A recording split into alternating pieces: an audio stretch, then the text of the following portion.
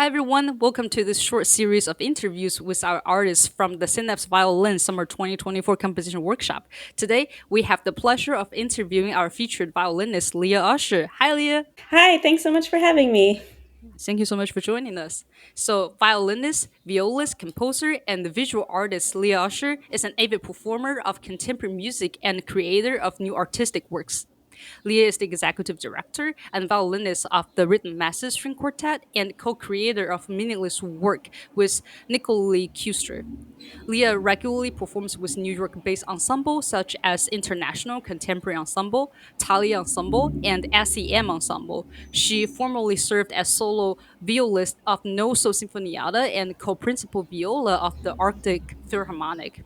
As a composer, Leah has been commissioned by ensembles including And Play, Chartres, Periapsis, North Arc Percussion Group, the Greek Learning Orchestra, 2.0, and solo artists such as Megan Burke, Tristan McKay, and Jennifer Torrance. Recent release include Leah's solo album Retreat into Afters on Script Records and the Rhythm Mass's self-titled debut album on Gold Bolus Recordings. Leah joined the faculty of Manhattan School of Music as of 2022. So Leah is really special to us because she is a professional violinist and a professional composer. She's in a very unique position that allows her to share her perspective on both sides. So we're just curious, what's the key difference between putting on the performer's hat and playing other people's music, and putting on a composer's hat and having your music played by others? Yeah, that's a really great question. Thanks so much for asking it. I think for me, it's most important for both performers and composers to always remember that it's a creative collaboration through and through. As a performer, you want to figure out the best possible representation of the composer's musical vision, but you're also going to have your own personal interpretation of the music that will be different from another performer. So you're trying to create the most effective possible performance, and that's the goal. So as a performer, I get to share my expertise of my instrument with the composer and offer the opportunity to explore different interpretations, different techniques, and different solutions to whatever musical ideas they're trying to create.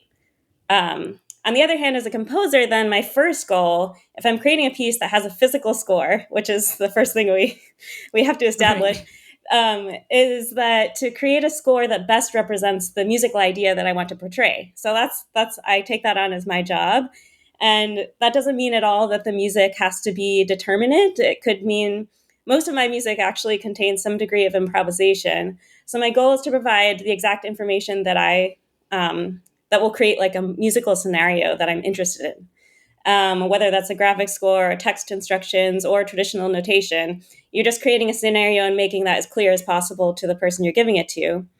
And then when I get to the point where I'm working with performers in person, I feel that I need to be prepared to describe my musical vision while simultaneously be prepared to be open and excited about whatever their interpretation may be, and that it will be different from person to person. Right. Yeah, because Yeah. after all, we're just working with different people, right? Yeah, it's all about music is creative, and when there are humans involved, there will always be different um, elements that people add to the creative process. Right. Yeah. Make it ever richer. So, Yes. question number two. What would you like to say to aspiring composers who are going to write for the violin? Yes. Well, when we think about how sound is produced on the violin, it all has to do with, I mean, if we're not doing pizzicato or some other noise, it all has to do with how you're connecting the bow to the string. And so there's this whole world of cool and interesting timbres to be explored depending on how we are connecting the bow to the string.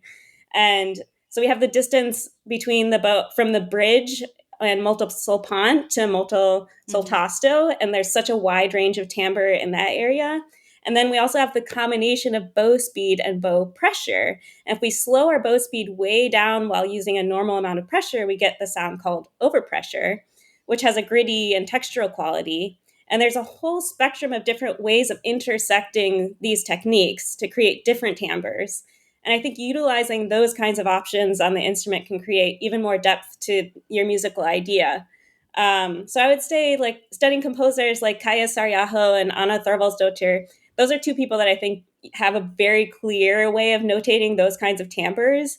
and use them really effectively in their music. So those are like I would look into their um, music, and yeah, that would be one one bit of advice that I would suggest. I love Suriyaho. I studied one of her actually cello piece in depth, not violin piece. I Oh, never thought about amazing! like Yeah, violin as something was like the sort of like the X and Y axis, and how basically the sort of like the connection between the bow and the instrument like land on this thing. It's interesting yeah. There's so many. if that makes It's a sense. whole spectrum, and there's so many variations, and so I think yeah, that's just really Right? Yeah. fun to explore.